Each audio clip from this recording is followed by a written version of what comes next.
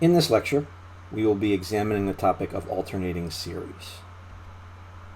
So first, to define an alternating series, we say a series of the form, sum n goes from 1 to infinity, of minus 1 to the n plus 1 times bn, where the bn are all non-negative, is called an alternating series.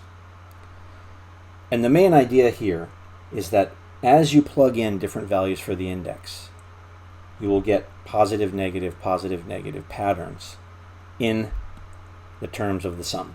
So, for instance, when we plug in n equals 1, here we get minus 1 raised to the 1 plus 1, or 2. Minus 1 squared is 1, so we would get 1 times b1. When we plug in n equals 2, we get minus 1 to the 2 plus 1, or 3. Minus 1 cubed is 1, negative 1, so we will have negative 1 times b2.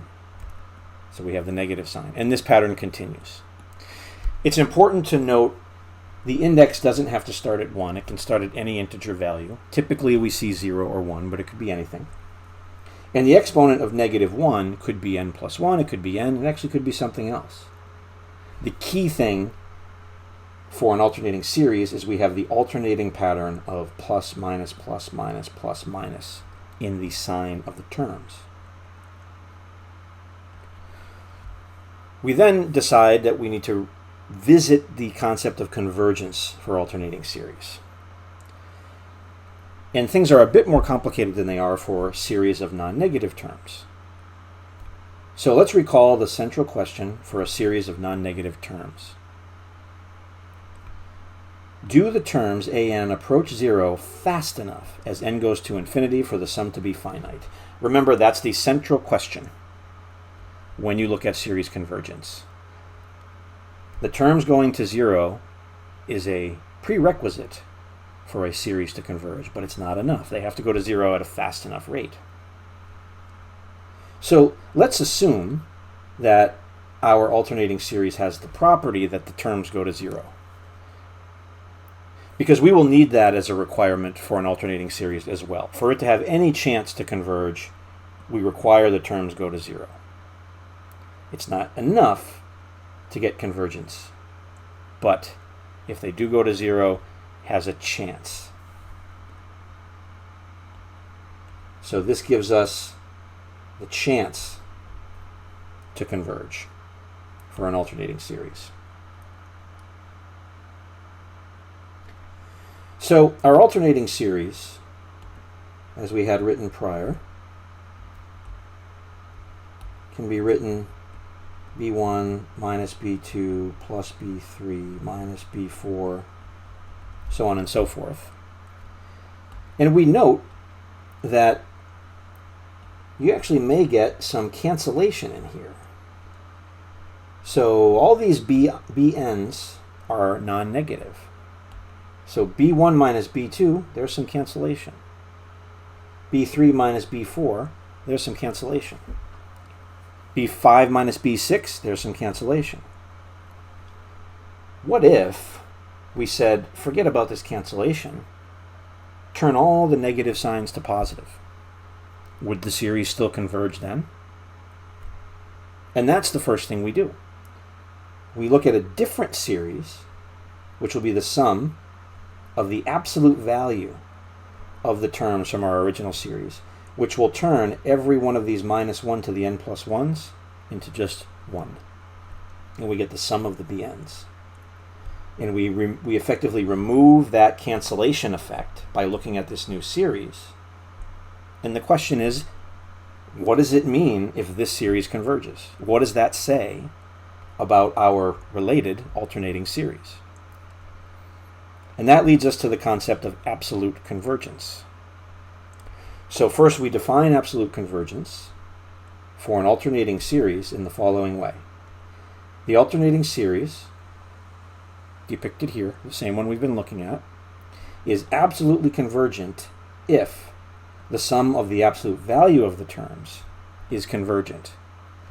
And the sum of the absolute value of the terms is a sum of non-negative terms, and all of the tests that we've looked at for series of non-negative terms are fair game.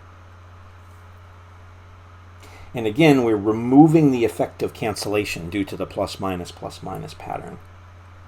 And it turns out, if an alternating series satisfies this definition, it is the strongest type of convergence for a series, for any series, really. If you have a sum of non-negative terms and you take the sum of its absolute value of terms, you get the same thing.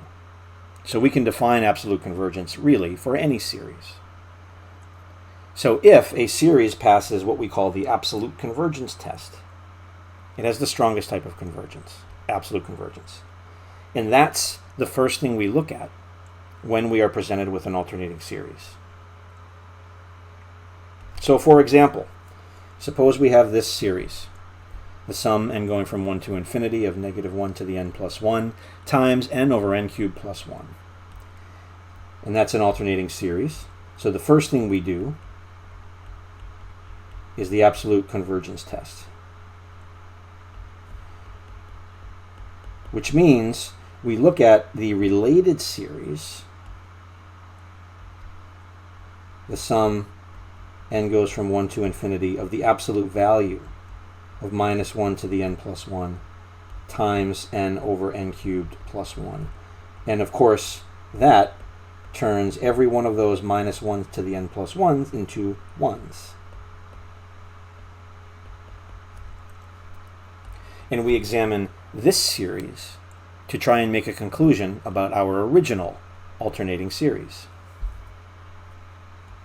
So looking at this, we want to think, what does this look like for large n? So for large n, let's think in terms of dominant terms. Dominant term in the numerator is n.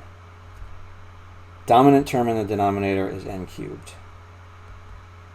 So this thing, for large n, behaves like 1 over n squared, our nth term. And we know the sum of 1 over n squared, from n going from 1 to infinity, converges because that's a convergent p-series.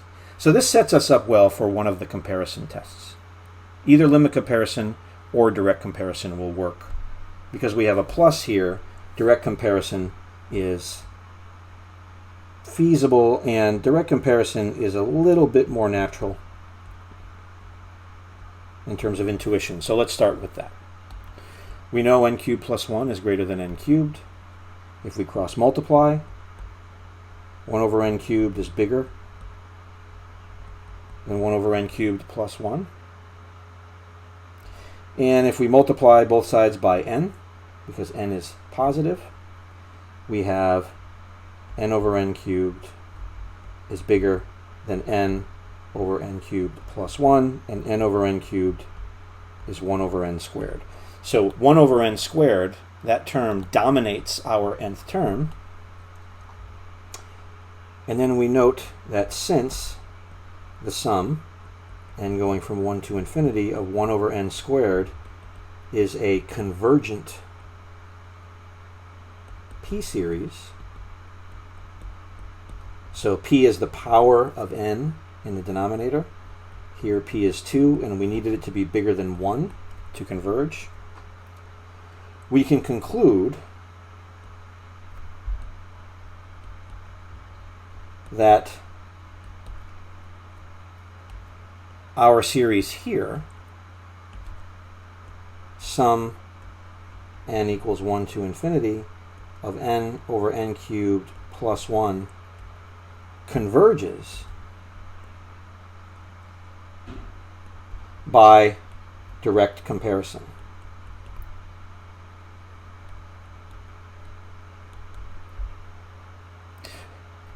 But that's not the end, because this was not the series that we were really concerned about. This series is merely a vehicle to make a conclusion about our original alternating series. And that conclusion is because we have the series we are depicting in purple converging by the direct comparison test, we conclude that our original series is absolutely convergent So again, we used a convergence test on the sum of the absolute values of the terms for our alternating series. We got that that sum was convergent, which means our alternating series is absolutely convergent. So this is just kind of a taste of what it means to look at the convergence properties of an alternating series. Here we saw an example where the series was absolutely convergent. You can also have an alternating series, of course, that's divergent, but there's also a weaker type of convergence. We call it conditional convergence. And in the next lecture, which we'll call alternating series convergence, we will look at the difference between absolute convergence and conditional convergence, which is really a critical issue for alternating series.